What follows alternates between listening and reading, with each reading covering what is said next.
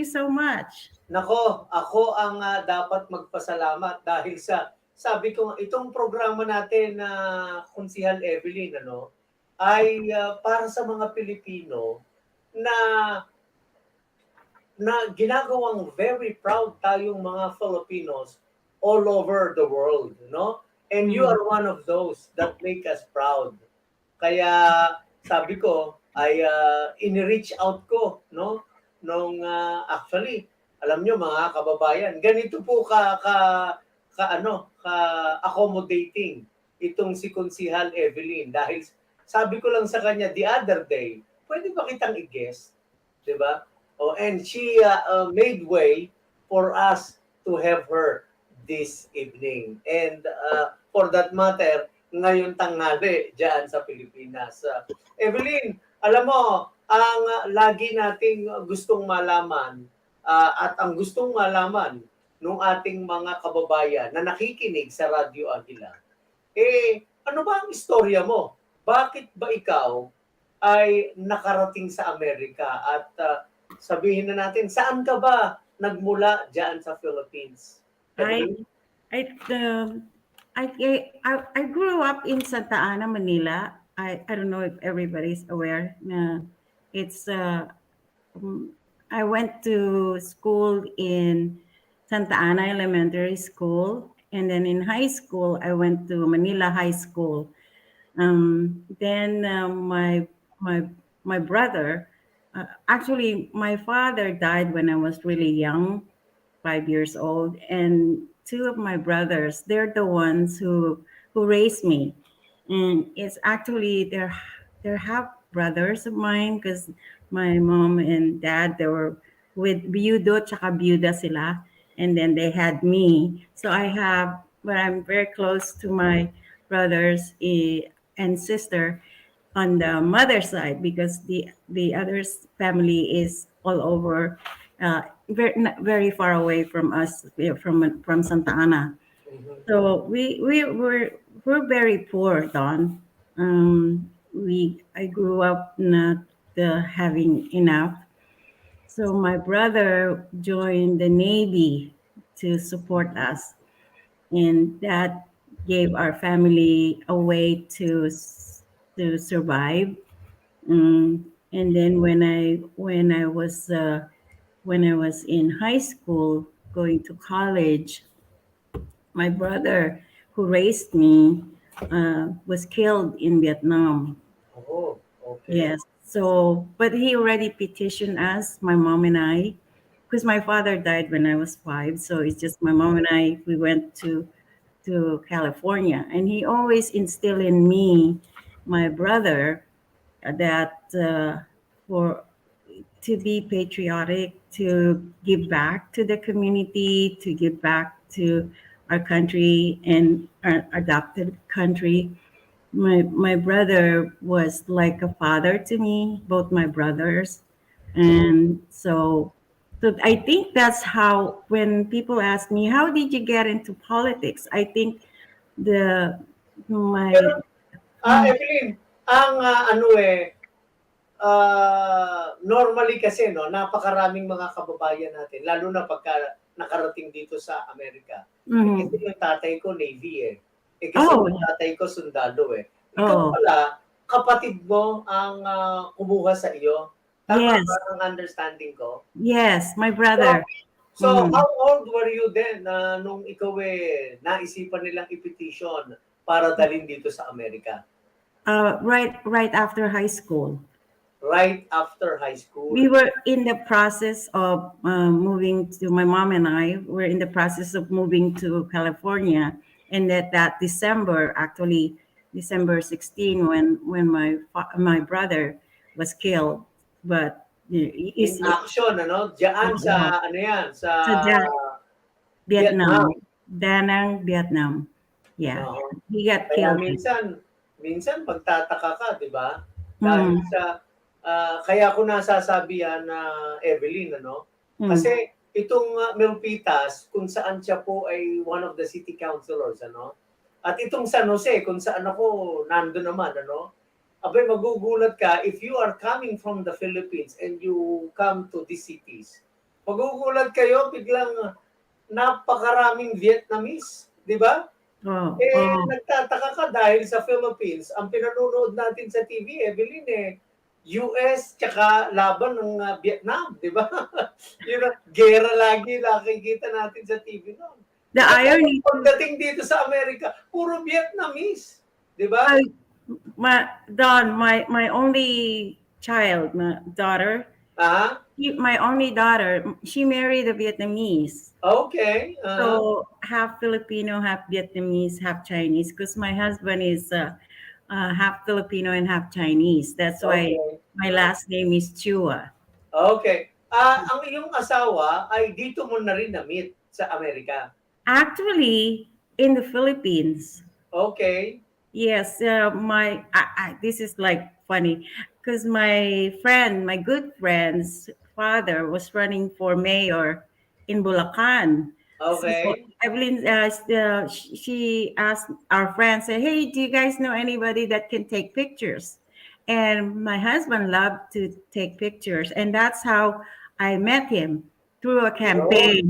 I mean, think about that one. So Ah, I sa go. Pilipinas ba yon? Hindi Oo, ko sa na, sa Philippines. Pilipinas yon, yung mga Oo. picture-picture taking na yan. See what happened, Don, where I came here, but my at that time there was Vietnam War and all that. So my brothers and my sisters said, "You go back to the Philippines. You finish your college there. Don't do it here in the United States." So Aha. when I went back, I went to FEU, Far Eastern University, Mhm. and that's when I met my husband.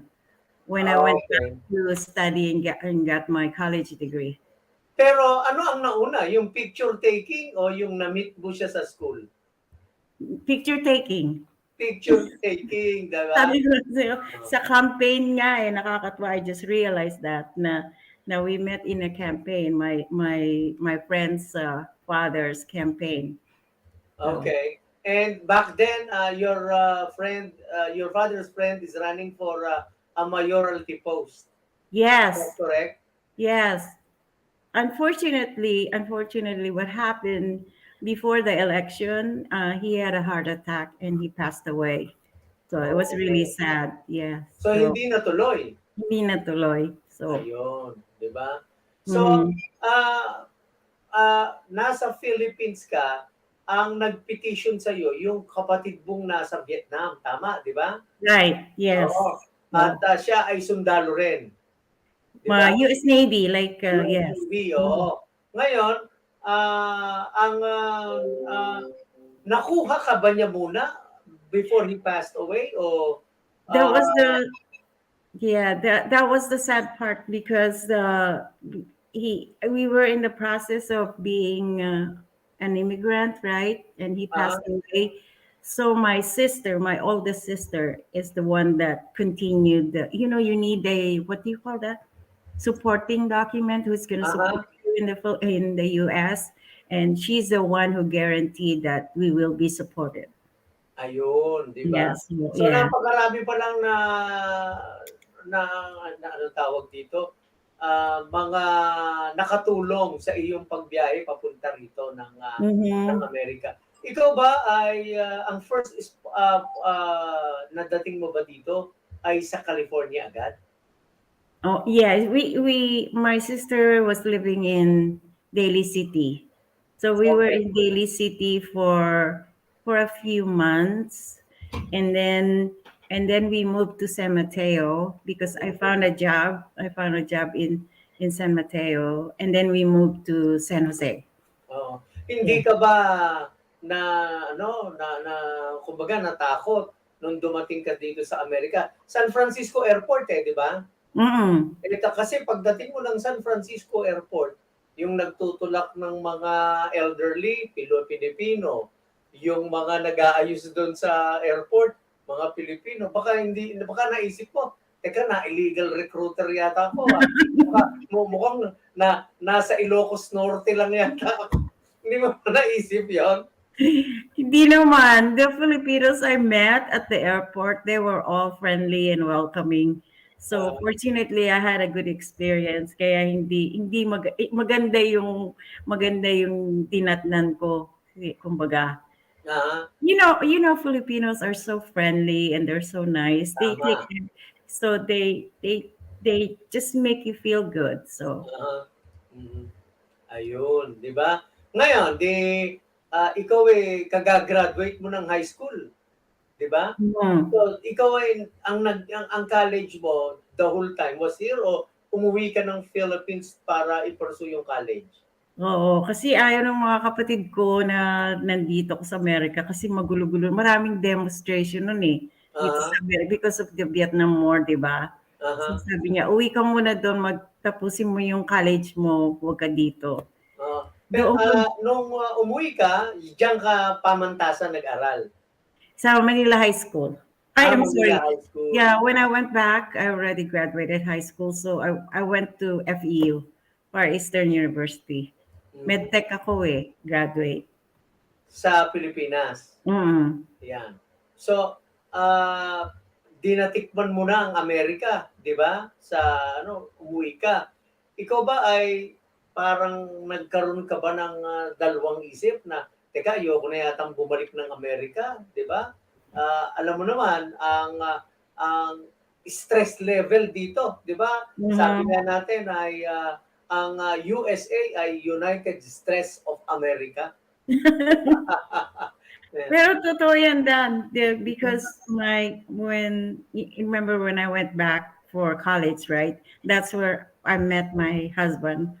They're Chinese. My husband's father is pure Chinese. Aha, They want everybody in one place, okay. in Pampanga. Uh, The business is lumber. Mm. okay. So it's kind of the first time that in the family, my husband married a Filipino. Okay. So Usually, lahat puro Chinese ang napapangasawa? yeah, I was the first one, but the younger one after us, they married another Filipino as well. But you see what I'm saying? They want, how it is, the Chinese community. They want, yeah, especially my father-in-law was traditional Chinese, so he wanted some his kids to marry Chinese as well. See, Uh-huh. so but we elope actually. So Oh, so really? you know how it is. You, hindi ba Bakit we naman kailangan pa? Kasi nga, ayaw nung kanyang, side nila, 'di ba? oo, ayaw. Na Ayaw na Filipino. Ano ba ang, last name mo when you were, single still? Quedado. Quedado. Kidado. Saan daw ang Ilocano yan. probinsya ng mga Kidado? Ilocano, my father. Ilocano, okey, oo. Mm. Saan sa Ilocos? Zambales, but I never been there. I mean, I was because he died when I was 5, so Okey. I know he's from Zambales. So anyway, I'm gonna tell you because this is really a good thing. So the reason why we kind of eloped, we met in college, right? Uh-huh. and and what I was doing, I was going back and forth because I have the green card, and you have to stay like a Uh-huh. year. You can't go past a year. You have to renew your residency, right? Mhm. So, but 4 years is college, so I've been going back and forth just para hindi mapaso yung visa ko, di ba? So my last year in college, so I said, oh, so that's when we got married. Secret married ba tawag doon? Oo. Uh-huh. Yung sa West lang, yung you go to the Uh-huh. hall, because we were processing his papers because his father didn't want him to leave. Mhm. So what happened is, when he actually left, I was living with them kasi sama-sama kasi it's a Chinese, they have their own business, and he's assigned to something in the business. But that day when he got his visa and we planned to go, he didn't even say goodbye to his parents because they didn't want him to leave. So Mhm. the Philippines without, at that time, may anak la akong, yung anak ko nandiyan na. Ibig Okay. sabihin, but I couldn't, we couldn't leave at the same time for one reason or another. So he left first. And then after he left, so we told his parents, say, oh, Conrad left.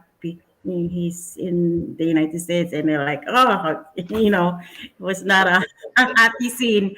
But, Uh-huh. but they understood why. And then 6 months later, we followed. So, So, anong taon yon nung ikaw ay nagtanan?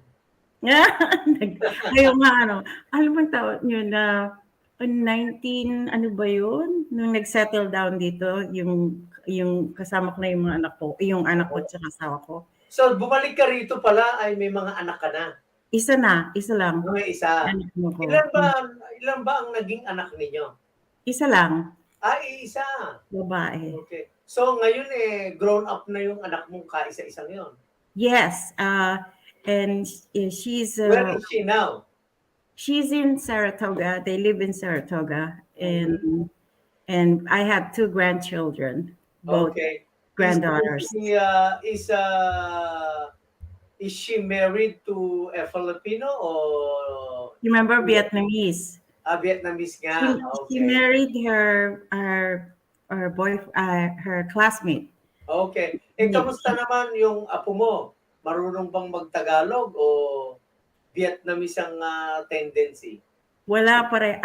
They understand, but they can't speak. Even my daughter, she understands, but can't speak. Because Okay.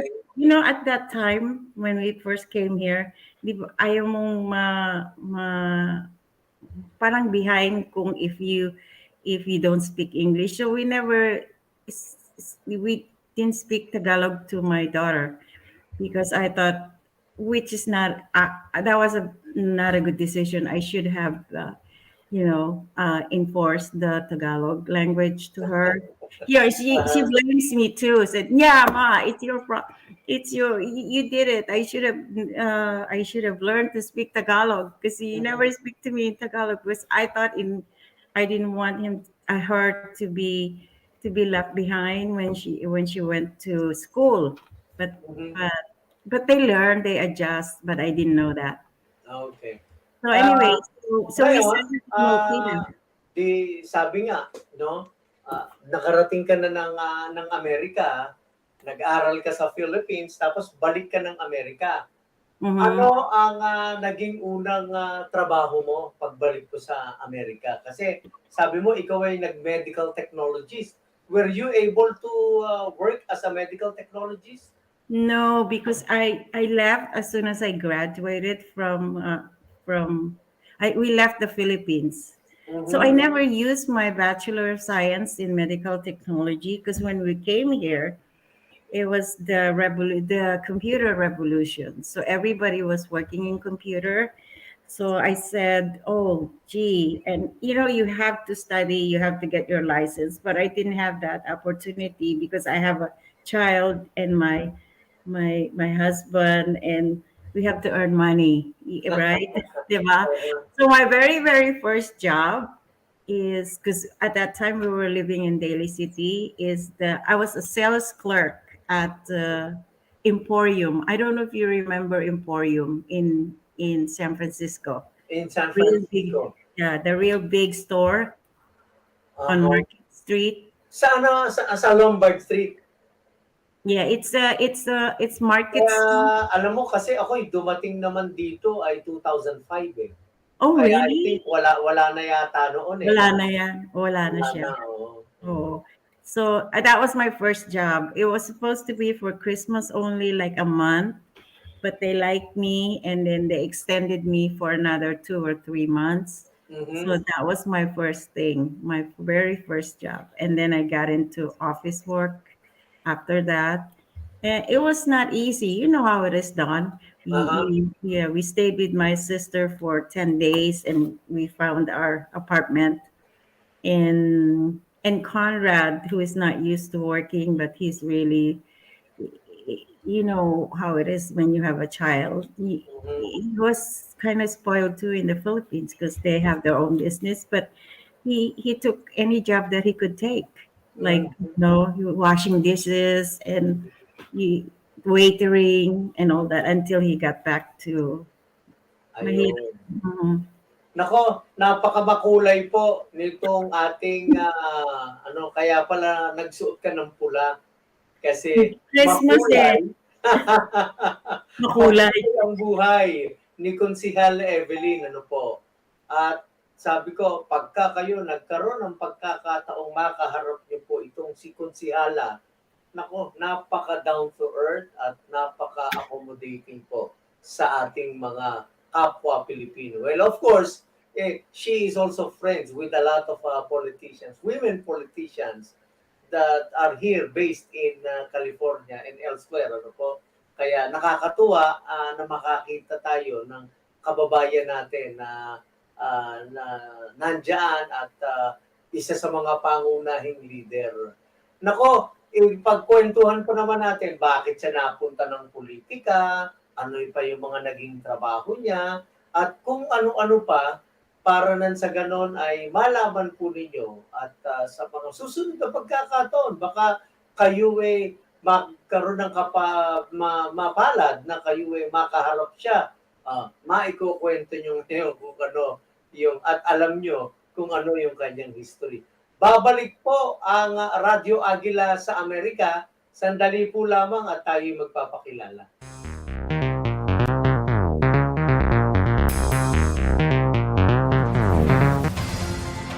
EBC, Eagle Broadcasting Corporation. Ito ang Radyo Agila.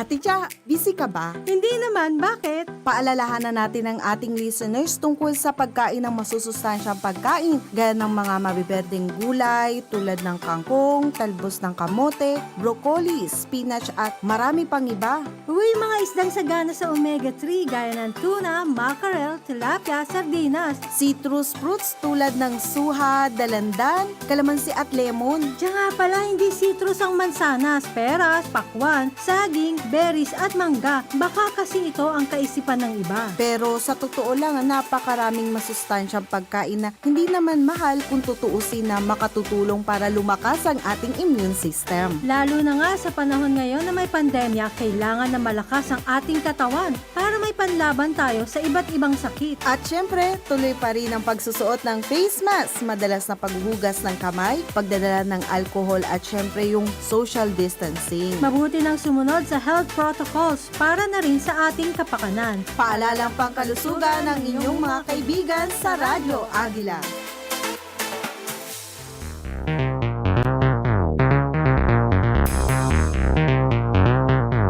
Ayan po, at nagbabalik ang programang Radyo Agila sa Amerika. Ipinaalala ko lang po, tayo po ay naka-live stream sa ating Facebook page ng Radyo Agila.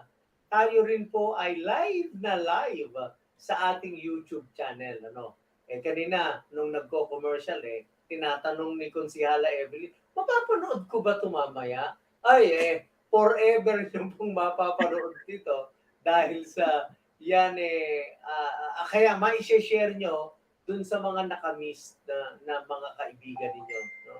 At matutuwa kayo at makikita ninyo na napakaganda pala ng istorya.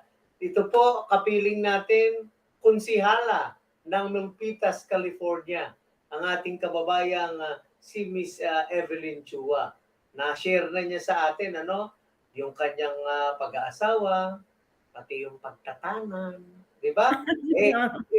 Alam po ninyo, hindi natin na sinusuportahan yung tanan, ano? Pero ganun pa man, yan ang istorya po niya, di ba? Yan ang istorya niya, na in love ika nga, ano. At ito po, welcome back, Konsihala Evelyn. Thank you, Don. Mhm. Actually, Don, I just want to, nagtanong kami, but we were married in church Oh with yeah, all the that's blessings very of good. all family. Yes. Marami naman ganyan di ba? Yung kumbaga, bagamat minsan kasi out of emotions, yan na napupunta sa tanan. Pero eventually nakatutuwa naman na you guys ended up did some church wedding, di ba? Yes. Dito ka na sa California kinasal o sa Pilipinas? Sa Philippines. Sa Philippines. Oh, Okay. sa Pilipinas. Okay. Ngayon, ito pong si Miss Evelyn Chuba,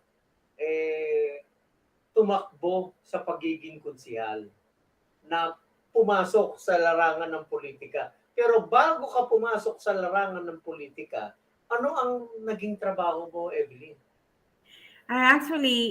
So I went back to school because I really like IT, programming. So I went back to the ANSA College and took a lot of programming courses.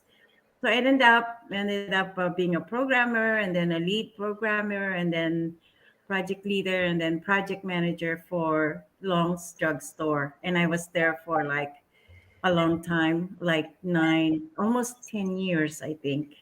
And so I was in IT for over 25 years. That's where and then I got the real estate bug. I took my license, my broker license. So I did that for 5 years.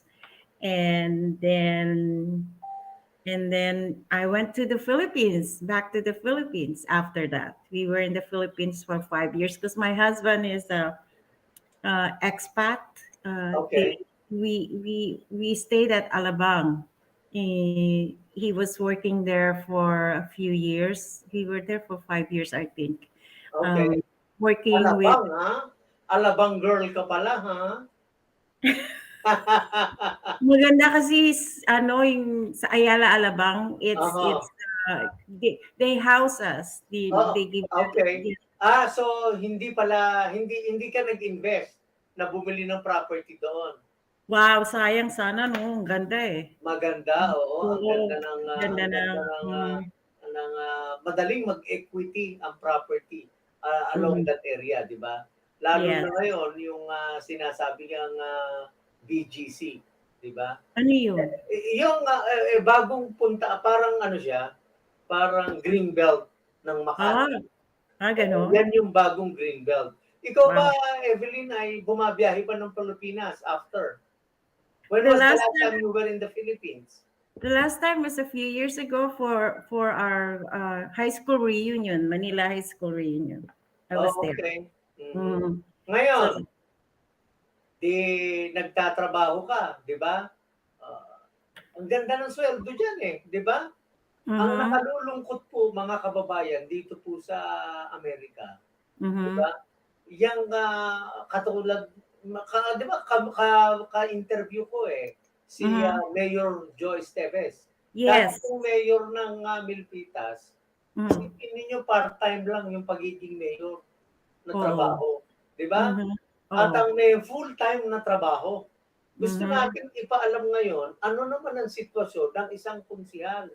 Ikaw ba ay part-time din lamang o meron kang full-time job? Can you share that to us?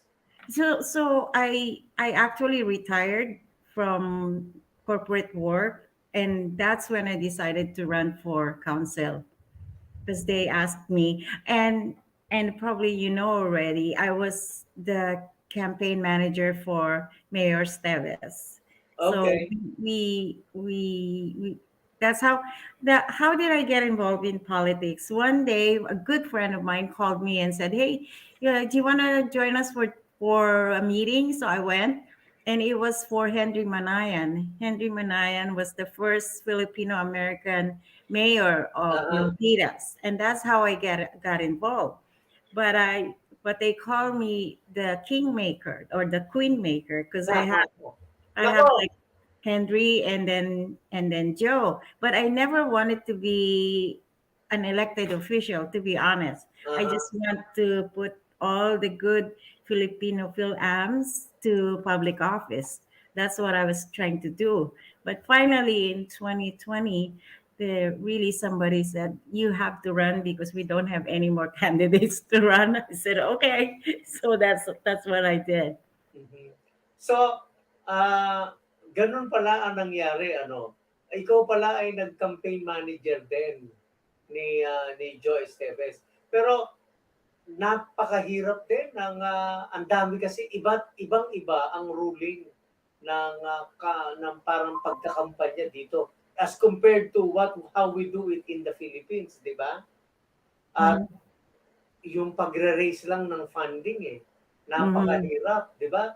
Dahil Mhm. it's all about raising funds. Sa mga Mhm. ganong mga pagkakataon, bakit ba napakahalaga na nakapagre-raise ng napakaraming pera? Kasi it's very expensive yung mga flyers. Ah, Yung flyers mahal. If you want to send out a flyer to like in Milpitas, which is a small town, it takes about 7 to 8,000 during my campaign in 2020. But now with Gary's campaign, if you do a whole distribution to the entire city of Milpitas, it'll cost you about $12,000 now. mga 12,000 ang gastos. Mhm. Okay. Oo. And like you said, wala namang sweldo ang consular tsaka mayor. A few $100 a month. Aha. It's really pure Ganun community. din. Ganun din pala ang konsihal, hindi rin full-time. Hindi din full-time. Ano to yung talagang pure community service Mhm. Uh, you don't make money out of it. Sabi nga nila, ang sweldo daw namin is worth McDonald's hour. Oo, at talagang tiyagaan lang kumbaga dahil sa Mhm. napakaliit talaga ng sweldo ng Mhm. katulad niyan, City of Milpitas. Not unless dito sa city namin sa San Jose dahil sa Yeah. malaki, 'di ba? Mhm. Yan Mhm. puro mga full-time. Mhm. So Yan again, Evelyn, it depends on the charter, no? right, Ng bawat city. right. Isang If bagay you're na hindi Mhm. nalalaman ng ating mga kababayan. At Mhm. kaya kailangan ka rin magkaroon ng isang full-time job, tama? Right. Yes. So Yes. ngayon, ikaw ay city councilor, and Mhm. ito first time mong tumakbo noong 2020, di ba? Hindi. I ran actually in 2016. I Okay. lost. We didn't make it like 500 votes or something like that. So And then how was the feeling? Kasi syempre, alam mo naman, hyper tayo pagkakandidato, di ba? And oh, we know that I myself experienced that back in the Philippines. Kasi ako really? tumakbo kasi ako noon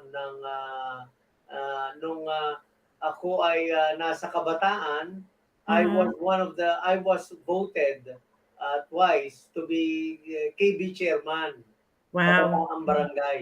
Mhm. Mhm. So yon, kaya masarap yung feeling di ba? At Mhm.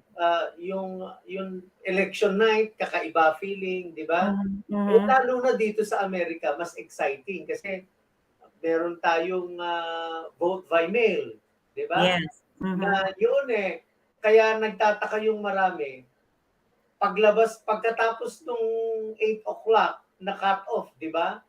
Mhm. 8:01, eto na, may resulta na agad yung election Election. dahil Mhm. yung vote by mail na nabilang na, di ba? Uh-huh. Uh-huh. So ano ang feeling, Evelyn, nung ikaw natalo? Sabi Uh, mo I, ba, ayoko na. Oh.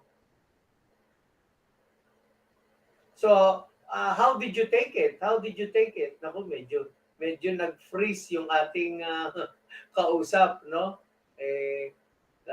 Tingnan natin kung ano. Pagka i-restore mo lang, ayan. nawala ka, Evelyn eh. Anyway, Evelyn, ano ang naging istorya dun sa sinasabi dahil sa 2016, alam po ninyo, itong si Konsihala Evelyn, nung 2016, ayan, na medyo nawawala ka, Evelyn, kanina eh, no? Oo nga, nawala nga. So, in 2016, I was an IT project manager, right? Okay. And so I didn't have time to campaign. So when I ran for in 2020, I said, I already have a strategic and tactical plans. I already laid out what I'm gonna do. That's why when I ran, I already retired from corporate work. Okay. So full time ako. So this is it. This is what I'm gonna do. So it was hard because I was working on a big project when I was IT project manager, and then campaigning is so hard. So when I ran for 20, but I never gave up. I said, okay, I lost this time, but I'm coming back. And this Yan. time, Kita mo naman ang nangyari, Evelyn. mhm. Umalis ka sa corporate world, nagsara tuloy yung Long's Drugs. They got bought out. They got bought out by CBS.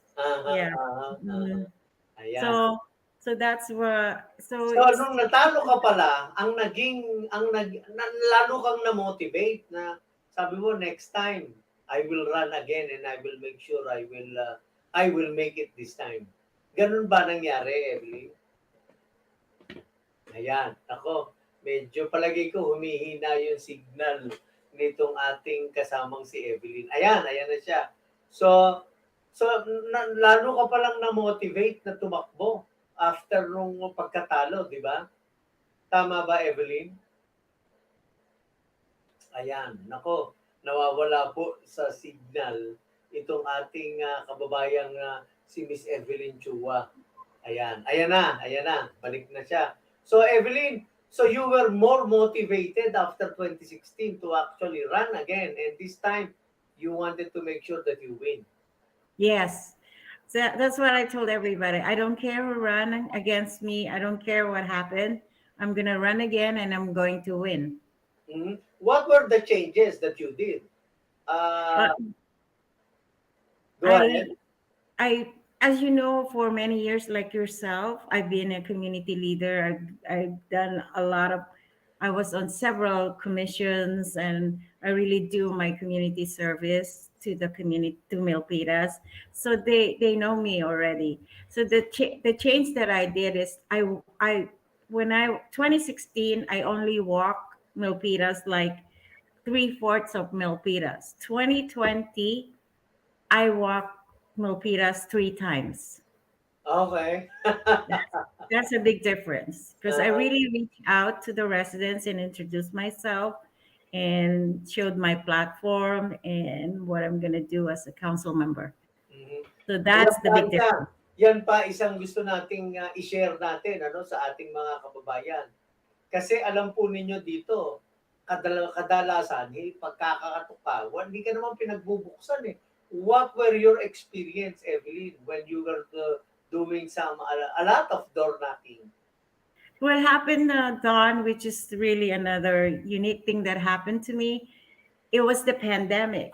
2020 was the pandemic.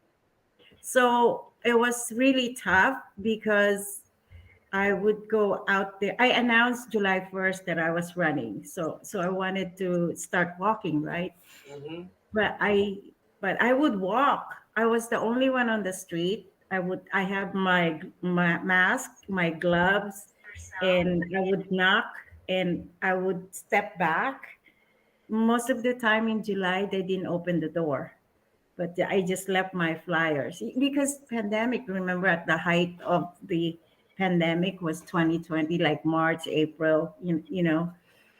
So I kept walking. I was the only one on the street, to be honest with you. So and then August they started opening the doors. September it's more relaxed, and then I just kept doing it, and I did. That's why I said it's expensive because you have to send the flyers like $8,000 for that. I did. I think I did 2 flyers. and a lot of walking. That's Yan. what I did. So, so kahit sa siguro, yan pa naman, ang sapatos pa naman dito sa Amerika, hindi nare-recap.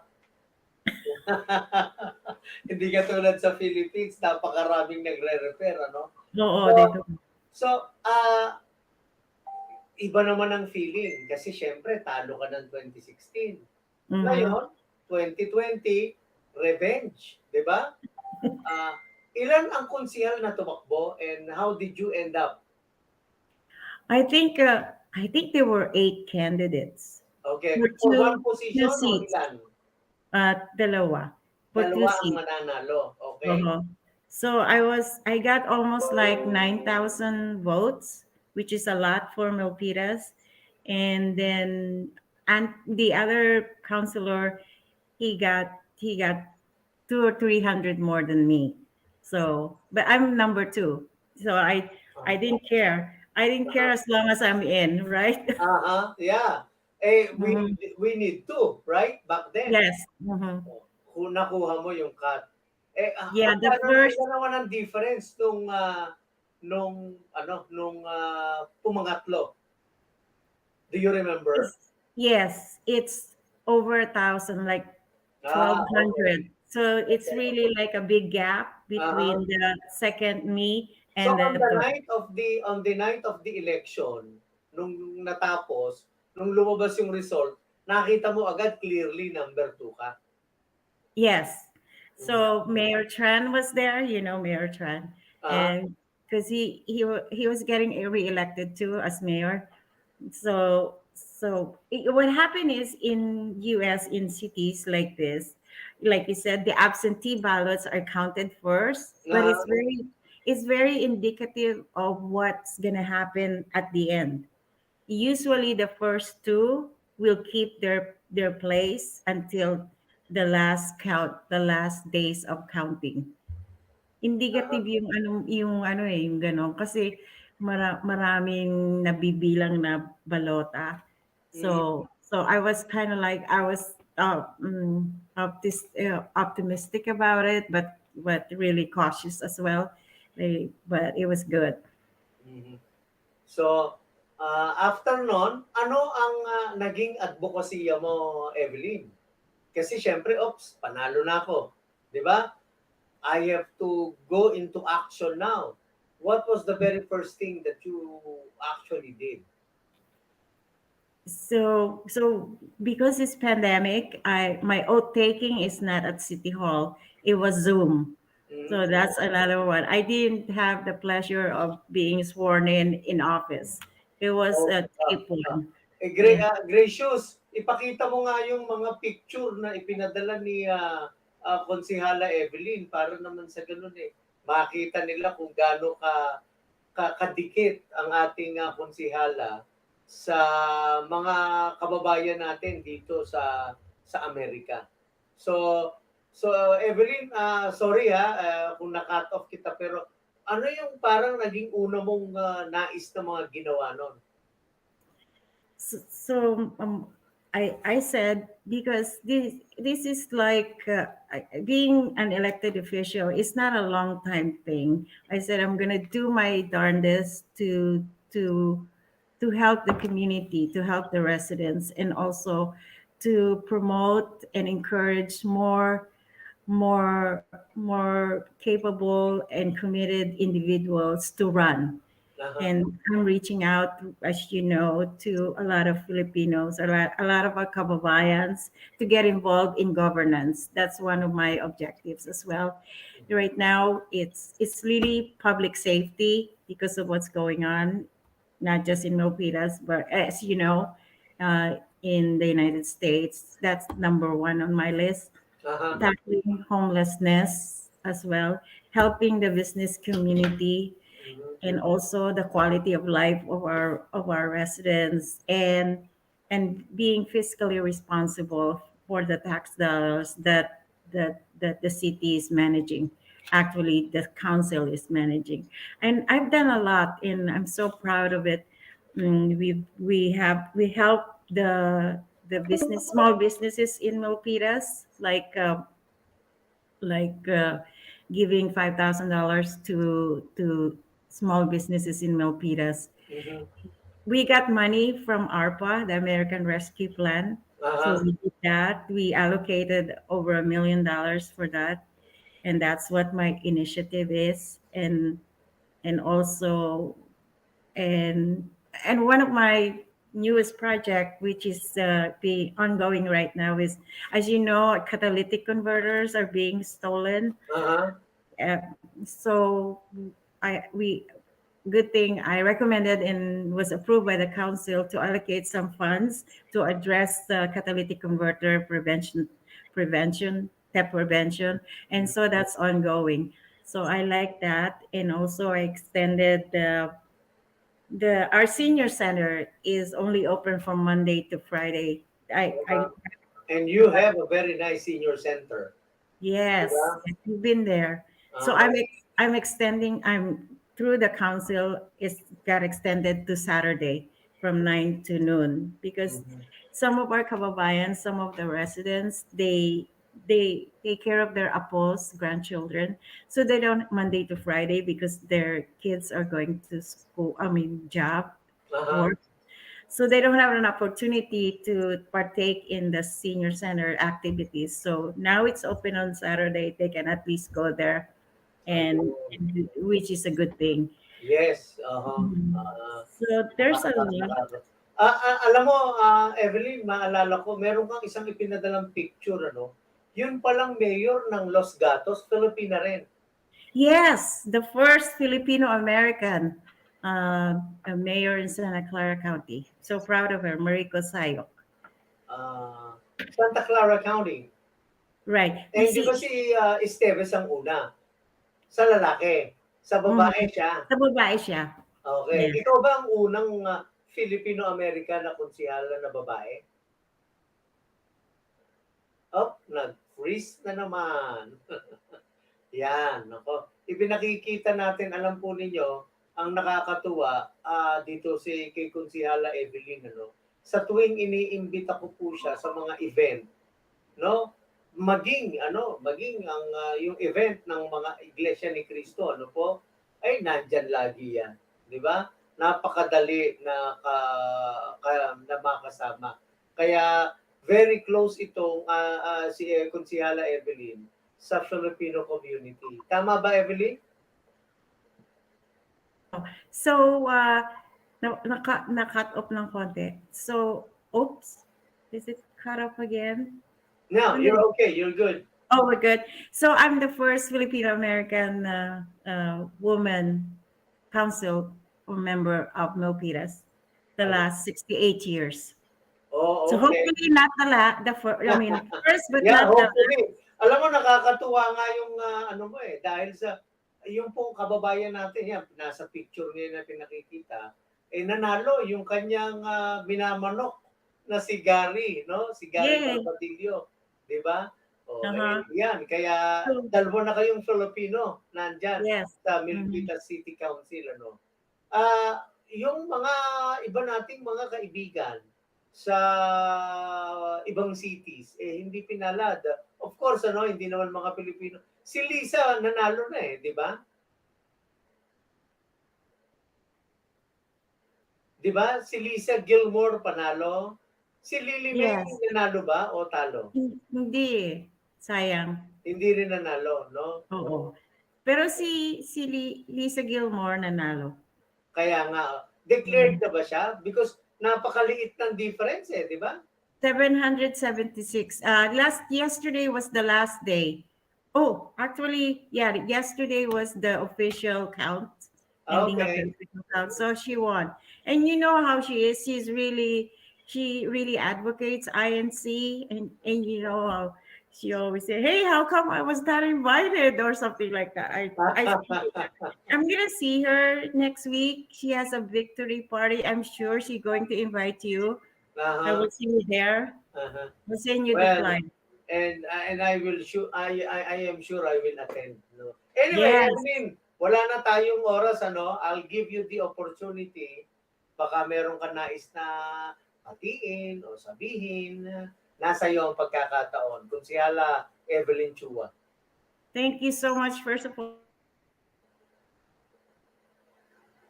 Nako, naputol na naman. Ano, talaga. Yan po kasi ang minsan nagiging problema sa ating sa ating internet.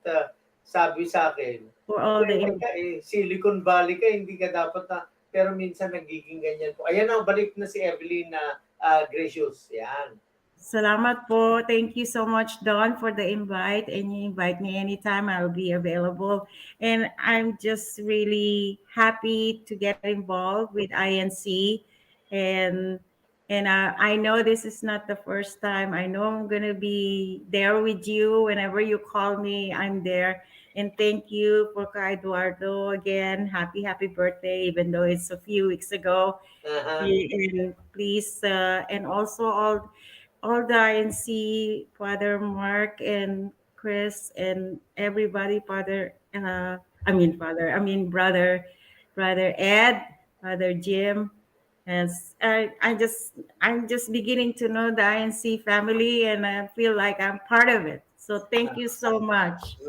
Nako, maraming salamat. Yan po si Konsihala Evelyn Chua ng City of Milpitas. At para sa inyong kaalaman, nako, napaka-accessible, madaling puntahan, madaling lapitan. Ano po? So yan po ang ating nakapanayam, si Miss Evelyn Chua ng Milpitas City. At nako, naka-boundary na naman po tayo, no po? At salamat dito sa ating kasamang si Gracious Pascual. At next week po, samahan niyo po ulit kami sa isa na namang napakagandang episode ng Radyo Agila sa Amerika. Ako po si Don Orozco mula po rito sa Silicon Valley sa California. At muli, magandang hapon po sa inyong lahat. Sa Pilipinas, magandang gabi dito sa Amerika. Thank you so much and bye-bye. Thank you, Evelyn. Thank you, Don, so